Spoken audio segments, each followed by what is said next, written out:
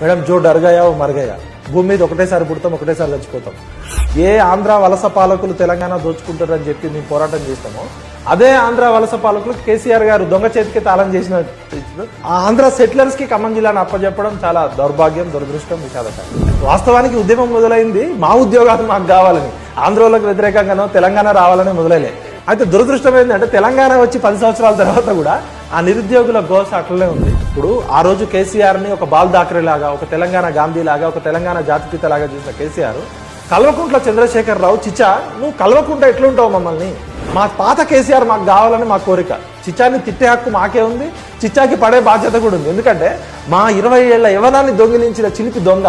తెలంగాణ రాష్ట్ర సమితి అనేది 4 కోట్ల ప్రజల ఆకాంక్షలతో పుట్టిన పార్టీ. ఆట మాట పాటతో వచ్చిన టీఆర్ఎస్ మా అందరికి ఒక తల్లి లాంటిది. అలాంటి టీఆర్ఎస్ పార్టీని మా కళ్ళ ముందటే టీఆర్ఎస్ లేదు బీఆర్ఎస్ అని పెడితే